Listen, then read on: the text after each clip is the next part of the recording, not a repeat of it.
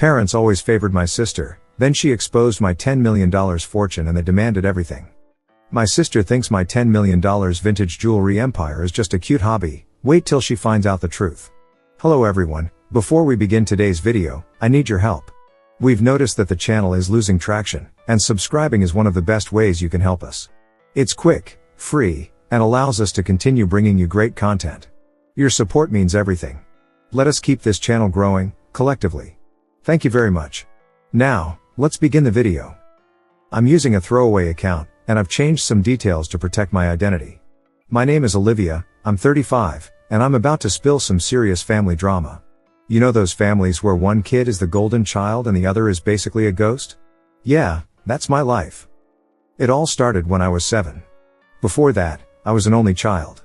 My parents, Mark and Carol, weren't exactly warm and fuzzy, but they were present. Mom would help me with spelling, and Dad would sometimes take me to the park. We weren't the Huxtables, but we were okay. Then, my sister, Chloe, arrived, a month premature. The next few weeks were a blur of hospitals and hushed conversations. Chloe was tiny, I wasn't allowed to hold her. That was the first time I felt it, a wall, building between me and my family. When Chloe came home, our house became a fortress of hand sanitizer. Mom became fixated on germs. Anytime I showed even a hint of being sick, I was shipped off to Grandma Eleanor or Aunt Susan's. Every single time. At first, it felt like a mini vacation. Grandma Eleanor baked pies, and Aunt Susan had vintage comic books. But kids aren't dumb. You're not being sent away on adventures. You're being treated like a biohazard. I tried everything to get their attention. Straight A's? Mom barely glanced up from Chloe's appointments. Want a spelling bee? Dad asked if I could store the trophy because Chloe was sensitive to the paint. The real blow came when I was 11. I'd been practicing for the school play. On the night of the performance, Chloe had a 99.3-degree fever. Guess who didn't have family in the audience? Meanwhile, the entire family attended Chloe's 10-minute recorder recital, where she butchered 3 blind mice. Chloe learned how to game the system fast. Headache? Stay home. Feeling tired? I had to do her chores. Worried about a quiz? Mom would call the school and get it postponed. I started spending more time in my room, losing myself in books about art, history, and antique maps. My room became my sanctuary, mostly because Chloe claimed she was allergic to my candles. The irony? When she pretended to be sick, a part of me felt relieved. At least I'd get sent to Grandma Eleanor's. Grandma Eleanor sparked my interest in antique maps. She had a small collection, and she let me help her organize them. The worst part wasn't the favoritism. It was how they rewrote history to justify it. Chloe just needs more attention.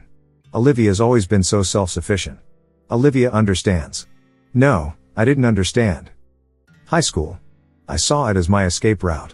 While Chloe was building her drama club empire, I was laying the groundwork for my own getaway. Nothing motivates you like knowing nobody's going to do it for you. I applied that meticulous organization to everything. My desk looked like an organizational guru's Instagram feed. Chloe mocked me, calling me Sheldon Cooper. But being invisible means nobody's watching your failures or your successes. I joined every club that wouldn't interfere with my job at Millie's Diner. Shout out to Millie for remembering my birthday. Debate team? Check. National Honor Society president? Check. Editor-in-chief of the school newspaper? Check. Debate team was where I found my voice. It also taught me how to negotiate, which would come in very handy later. I won state twice. My parents couldn't make it because Chloe had volleyball games. She was on the C team. Didn't even play. Junior year, I took the SATs and got a perfect score. Perfect. 1,600. I stared at the results screen, convinced it was a glitch. I rushed home to tell my parents. Mom was helping Chloe with homework. Me, Mom, Dad. Look. Perfect SAT score. Mom, that's nice, honey. But can you keep it down? Chloe's trying to concentrate. Chloe, yeah, some of us actually have to study, Miss Perfect. Mom, Chloe, sweetie, don't stress. You're just a different kind of learner. I still have those SAT results. Never made it onto the fridge. But Chloe's C+ in history? Prime refrigerator real estate. College applications. I applied to 12 schools, without telling anyone. I wrote my own essays, gathered my own recommendations, handled the financial aid myself. My guidance counselor, Mr. Ramirez, was the real MVP. The acceptances started rolling in. Harvard, Yale, Princeton, UCLA, and every one came with a scholarship. I kept them in a locked box, knowing what would happen if Chloe found out. The day I got my full ride offer from Yale, Chloe joined JV cheerleading. Guess which one was celebrated with a family dinner?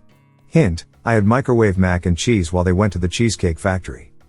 That scholarship was my golden ticket. I could finally leave. The day I got my acceptance, I went to my favorite spot in the library and cried for an hour. Not sad tears. Tears of relief. When I told my parents I was going to Yale, they were underwhelmed. Dad, Yale? Isn't New Haven kind of dangerous? Mom, I hope you don't expect US to help you pay. Chloe, can I finally have your room then? The summer before college, I worked double shifts at Millie's diner. Millie always gave me extra tips and leftover pie. She also taught me how to spot genuine people. Baby, she'd tell me, the ones making the most noise usually have the least to say. Move-in day. My folks couldn't make it because Chloe had a competition. Aunt Susan drove me, helped me set up my dorm, and gave me a $300 envelope. Your grandma Eleanor wanted you to have this, she said. She's so proud of you. That first night, I promised myself I was going to create a life so amazing that being overlooked would be impossible. College was a whirlwind. I graduated summa cum laude. Not that my folks noticed. They were too busy helping Chloe transfer to her third college. But here's where the plot twist comes in. I landed a job at Prestige Auctions in New Haven. A real, high-end establishment. I started in estate sales, cataloging belongings. The breakthrough. My first few months were standard. Then came the Abernathy estate. Mrs. Abernathy left behind a mansion filled with junk. This is where Grandma Eleanor's maps came in handy. I'm sifting through papers, when I see a 17th century map of the Caribbean. Something felt off. The paper was too thick, the ink had a patina. I spent my lunch break researching. I stayed late, using the company's databases. This wasn't a reproduction. It was real. Problem was, I was the new kid. So, I prepared my argument. I spent 2 weeks learning everything about 17th century cartography. I even paid for an online course. Finally, I approached my boss, Mr. Thompson. Me, Mr. Thompson, I think we have something significant. Mr. Thompson, barely looking up, Olivia, we've already cataloged those as reproductions. Me, I know, but look at these watermarks. They match Hondius's 1630 signature. Mr. Thompson, finally paying attention, where did you learn this? Me, I did some research. Long story short, that map sold for $85,000. It was part of a lost series. But here's the kicker, Mr. Thompson started to trust me. He began giving me other items to authenticate. My useless hobby had real-world value. I threw myself into learning. My apartment looked like a cartography scholar's fever dream. The auction house started getting results. I was uncovering significant items, building contacts, learning the market. My commissions got bigger. Family? Still uninterested. At Sunday dinners. Mom, Olivia's still at that antique place, right? Me, internally screaming, auction house. And yes, I just authenticated a rare. Chloe, interrupting, oh my god, speaking of antiques, you guys have to see this necklace I got at the mall. But I didn't care anymore. I'd found something that was mine. The Vanderbilt collection. Then came the Vanderbilt collection.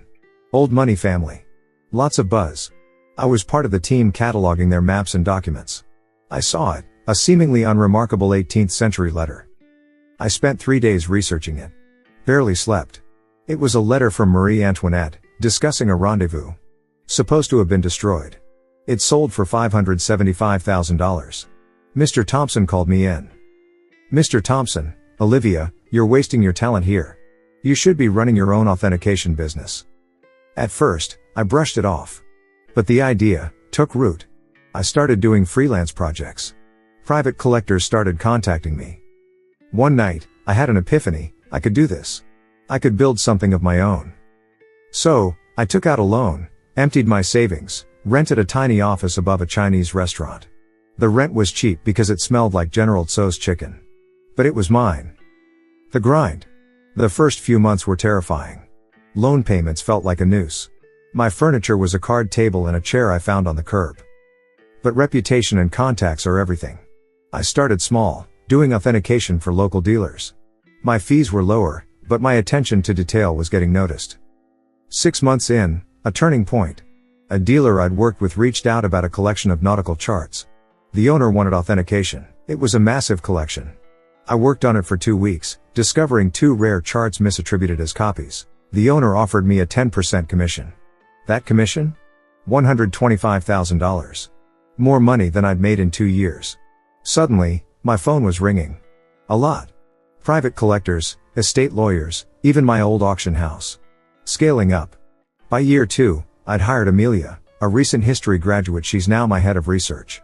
The company grew. Moved into a real office. Built a team. Developed a reputation for finding the unfindable. Keeping it secret. But success came with challenges. They still thought I worked in an antique shop. Chloe would make snide comments. Chloe, so, Olivia, I have some old maps.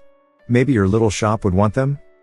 Me, having just authenticated a $2.5 million map, sure. The weird thing? Keeping the secret became fun. I'd wear antique jewelry to family gatherings. They never noticed. Managing growth. By year 5, we had offices in New Haven, New York, and Boston. The money was significant. I kept a low profile. The irony? They thought I was being frugal by helping them. Mom would say, "It's so sweet of Olivia to help out. She must be living on ramen." Meanwhile, I just authenticated a collection that earned me a commission bigger than their mortgage. One Sunday, I just closed a massive deal, a 7-figure commission. Mom, Olivia, honey, are you okay? Your clothes are looking worn. Me, oh, trying to save money. Wearing a $2,000 sweater. Chloe, well, if you'd gotten a real job. Dad, Chloe, be nice. The anonymous transfers. Aunt Susan let slip they were struggling. I started an anonymous monthly transfer of $4,000. Chloe took credit for inspiring family to help. Watching Chloe spend my money. My parents treated me with pity. Chloe's spending got more extravagant. She'd show up with designer bags, claiming they were outlet finds. They weren't. The MBA drama. Chloe wanted an MBA. Another private university. Mom called me in tears. Me, maybe Chloe could look at state schools? Mom, oh, honey, you don't understand. Your sister needs to maintain certain standards. Could you increase your contribution? I upped it to $6,000. Watching them praise Chloe while assuming I was living on ramen, that stung. The real kicker? I was invited to give a lecture at the same business school. I had to make up an excuse. The breaking point, Thanksgiving. The weight of the lie was getting heavier. It started 2 weeks before. Mom called, crying about her back. I offered to have Thanksgiving catered. Me, I can have it catered.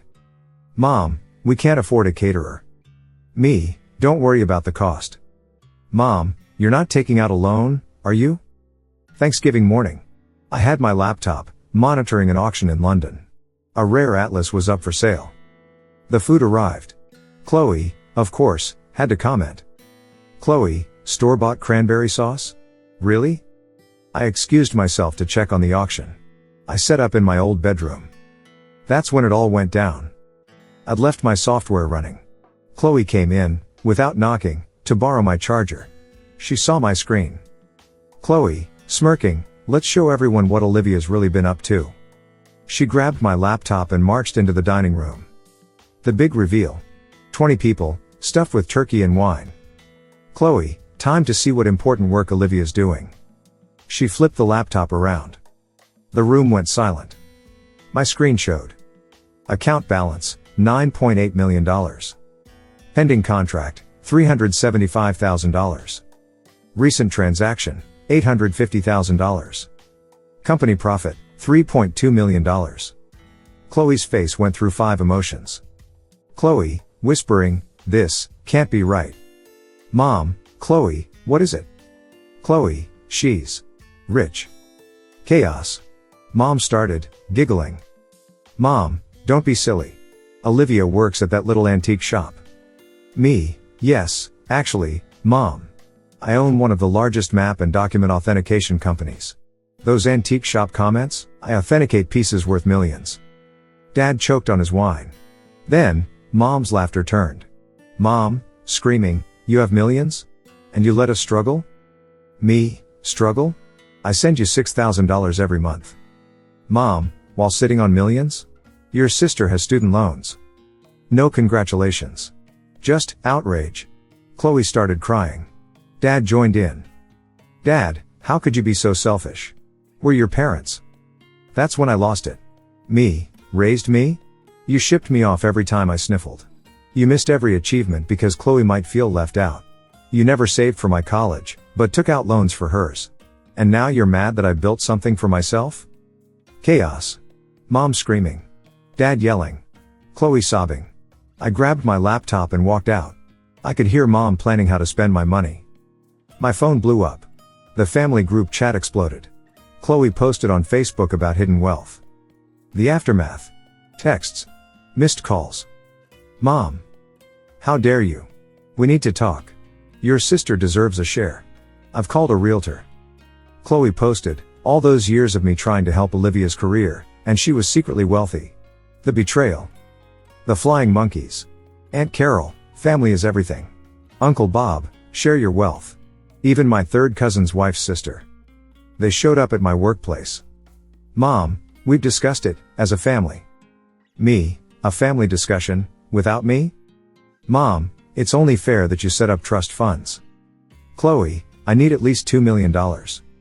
Dad, and your mother and I would like to retire. A beach house. Me, did you miss the part where I've been sending you $6,000 monthly? Chloe, that's nothing. You owe us. Me, I owe you? For what?